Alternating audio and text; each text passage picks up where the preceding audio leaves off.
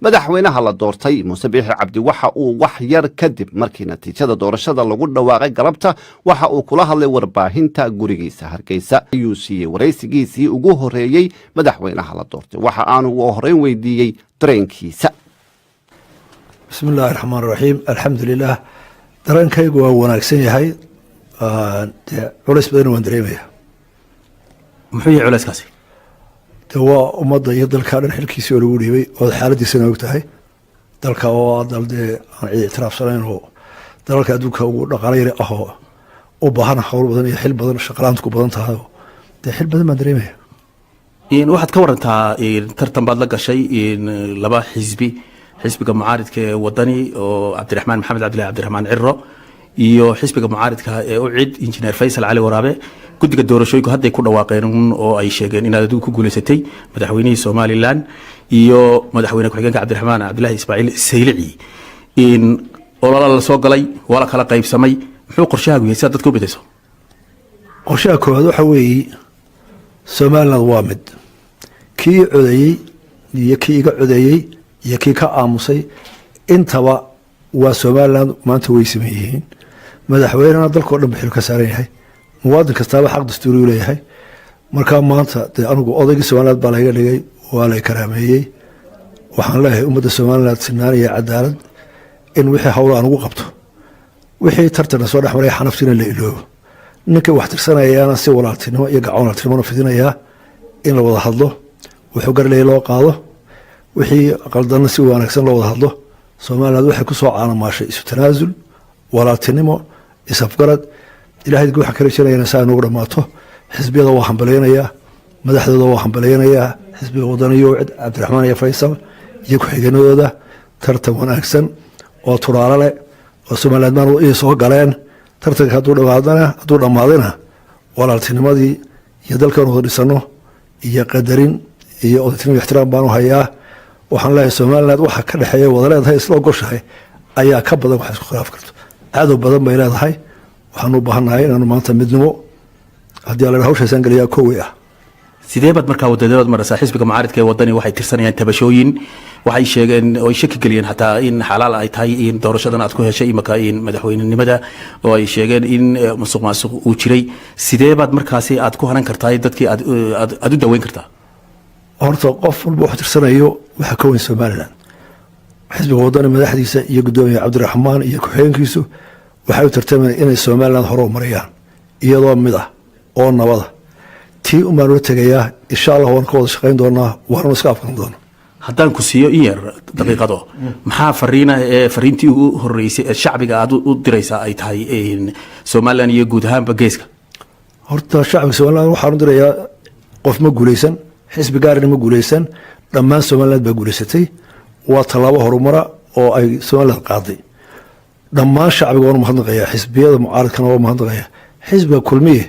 oo xisbigii anaga soo sharaxay ee la soo dagaalgalayna si gaar ah ugu sii mahadnaqaya bulshada somaliland waxaa leeyahay maanta waxa inoo taala inaynu midowno wax alliya wixii gardarro tirsanaya ama qab tirsanayana diyaar baanu ahay waanan u fadhiisanayaa waanu dhammaysan doonaa insha allah waa laysu garaab wixii dhibaataya jira cadow badan baa leenahay aynu ka midowno aynu horumarkeena maanta tallaabada qaadnan leh caalamkana waxaan leenahay waxaanu nahay dal dimuqraadi ah oo nabdoon oo horumar wada oo u baahan xaaladda inu ku jira iminka laba hal aqoonsigiisa iyo in laga taageero dhaqaalaha la bari taageero nabad baan ugu baaqaynaa dowladaha oo dhan kuwa jaarka ah walaaltinimo gacan jaar wanaaga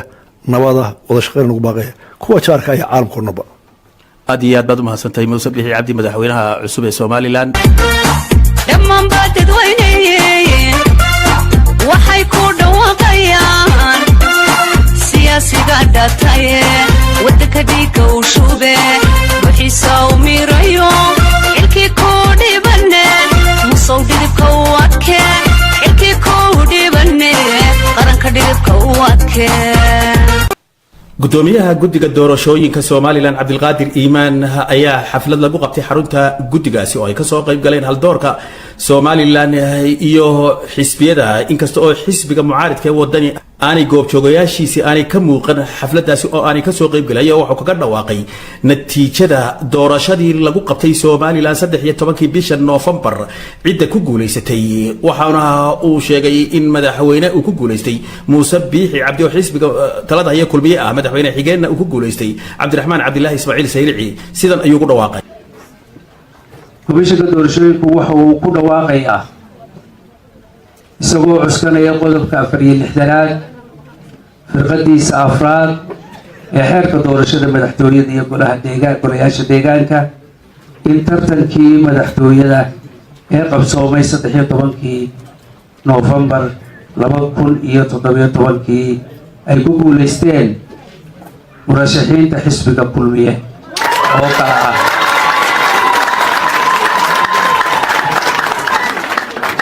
oo kala ah mudane Muuse Biixi Cabdi Xildiin oo ku guuleystay jagada madaxweynenimo ee Jamhuuriyadda Soomaaliland 5 sannadood soo socota. 2 mudane Cabdiraxmaan Ismaaciil Shire Saylici oo ku guuleystay jagada ku-xigeenka madaxweyne 5 sannadood soo socota. iyagoo musharaxiintu kala heleen xisbiga ucud 23,141 aan ku celiyo xisbiga ucud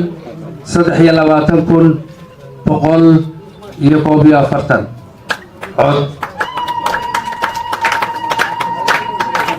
percentage ahaan markaynu eegno wuxuu helay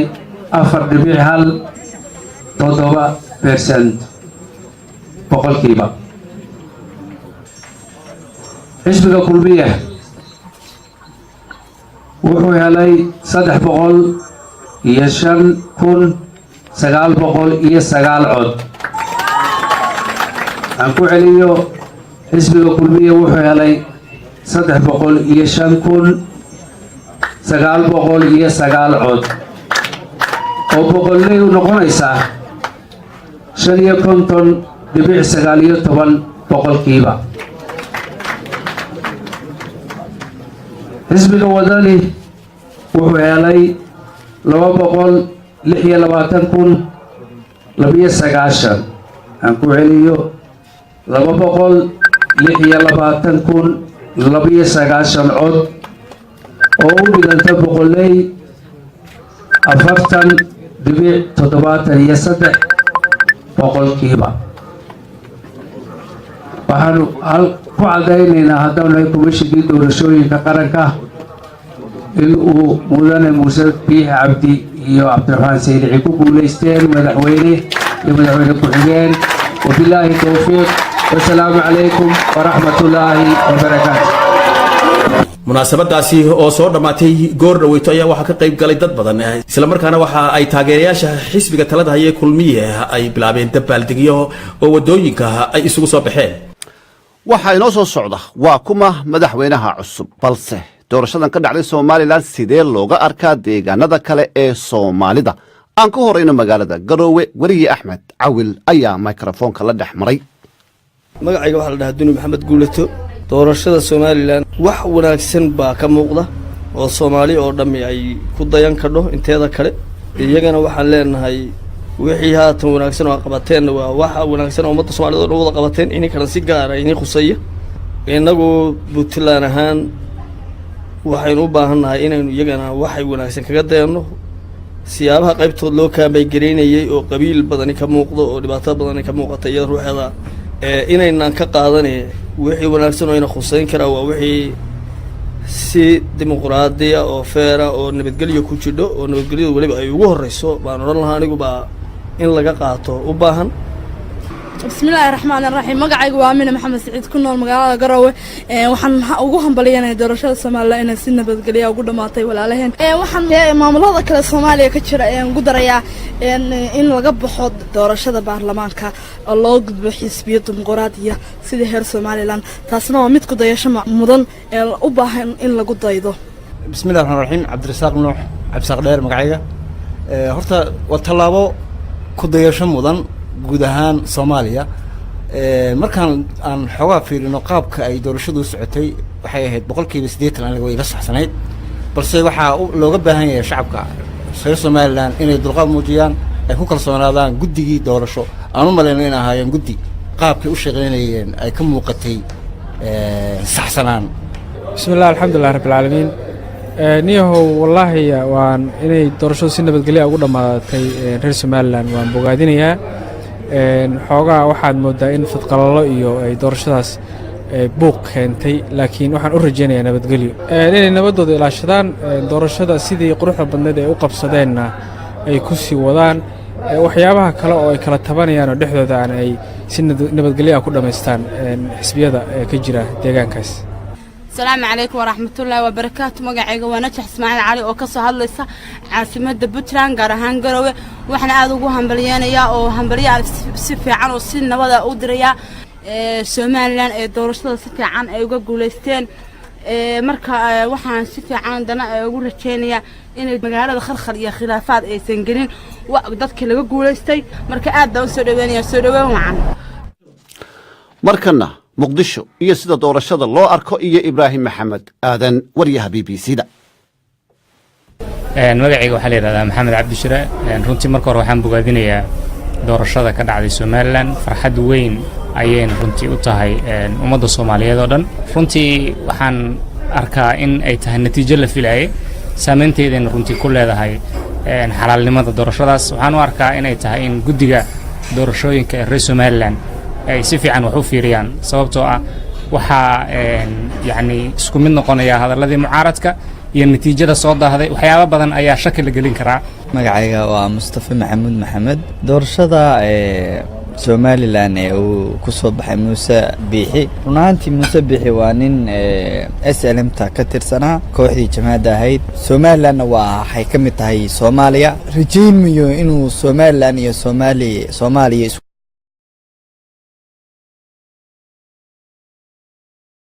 ku keenay waxaan malaynayaa in Somaliland goon istaagay ay ka hadli jireen isagoo maadaama uu mujaahid sheeganayo Soomaaliya uusan ka dhibdhaxbixin oo Hargeysa ku meereysanay marka wallahi aragtidayda waxay tahay inay hadda ay kolba Somaliland ay Soomaaliya ka go'ayso marka waxa leeyahay shacabka reer Somaliland war Soomaaliya ha ka go'inin soo raac magacayga waa Mahad Aadan Xaashi ra'yigayga hadaan ka dhiibto soo laabashada xisbigii talada هاي كلمية مع أمسنا إني تهاي جولوين دك سومالان واحد دارتين طبعا سيدا أسلاي هاي دولتي هرمرين تجار الهاد مركز طبعا أمسنا أنا أو رأي سياسي اللي جوجي هاي إن وقت للسيو معمول كارسي ولما يسترى وحيابي هريالي ضد عصب هذا معمول كإما دخل خل كليه كيني كران وأنا هم بلينا يا موسى بيحي مع أمسنا حزبي كلمية إنه هرمر في عن جاري دونه وسيدا مستر دون waxay hawlihi qabyada ka ahay magacaygu waxa la yiraahdaa shidana dagaal cali dhigdheer waxaan u arkaa inuu yahay nimankii jabhadaha ahaayo wadanka kala googooyay waxaan u arkaa dad ummadda in la sii kala fogeynayo qayb aan divide and rule ay tahay wixii mustacmarada ka barteen oo weli dabada kaga jiro waxaana fiicnaan lahayd inuu ka waantoobo magacayga waa Boqor Cabdi Axmed Cali aadan soo dhaweynaya Muuse Biixi aad iyo aad soo dhaweynaya waa nin Soomaali ah waxaan aaminsanahay inuu Soomaaliya uu mid ka dhigi doono Somaliland iyo Puntland iyo Koonfurland iyo inuu ka deyn doono inuu noqon doono madaxweynaha mustaqbalka Soomaaliya saasaan rajaynaya imikana Faadumo Cabdiraxmaan Shukri waxa ay dhigataa jaamacadda Holkes Shoe oo ku taala Rotterdam dalka Holland caafimaadka ayay barataa Sama Cumar waxa uu dhigtaa jaamacadda London University waxa uu bartaa cilmiga horumarka iyo cilmiyeynta ما شاء الله سفعان بيوضع عضي aad baa lagu faraxsan yahay deegaas waan kuran lahaa waayahay waxa soo baxday natiijadii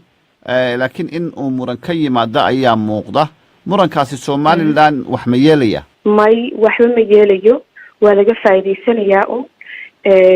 inay saas u dhacdo doorashadu muranka meel kastuu ka dhacaa wadanka Soomaaliyeed ee doorasho ka jirto anu waxaan u arkaa runtii in arintani ay tahay runtii arin u baahan in la soo dhaweeyo kastoo qolyaha mucaaradka ah ay cabasho ka keeneen oo doorashadan madmadow badan uu yara hareeyay sida la sheegay haddana runtii maanta lagu dhawaaqa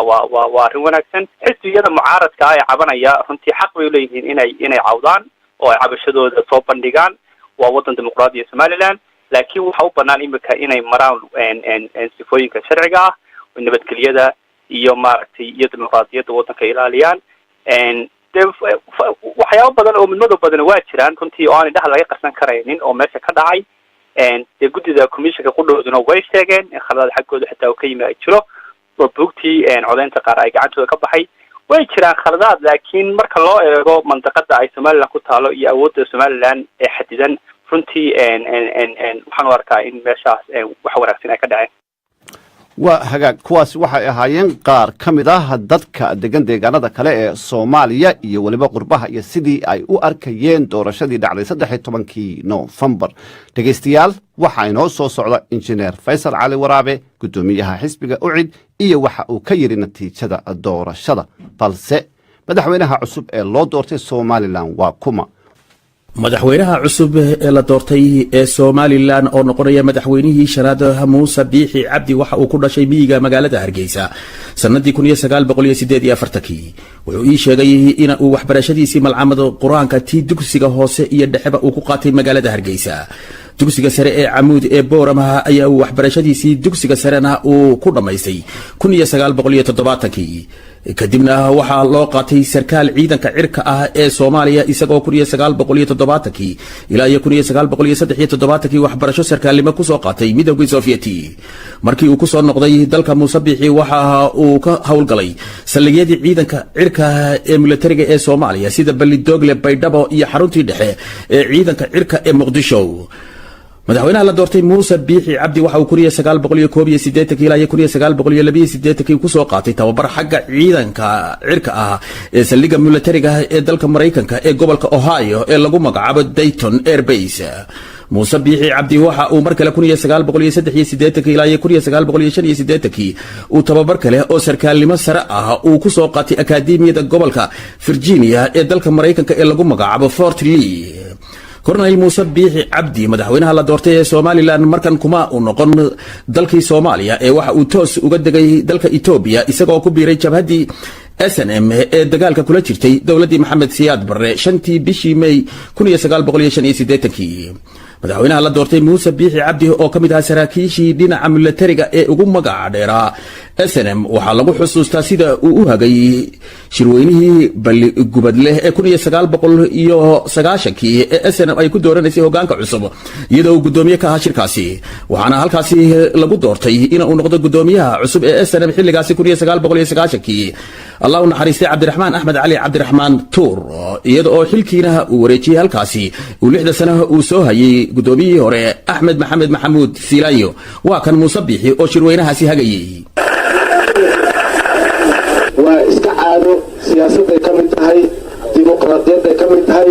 waxa aynu dagaalamayno ee u halgamayno ee halkaa ina dhigay ee ummadeenna halkaa waray ee bacadka ina waray waxa weeye waa xaq doon waxaa kala idin sheegaya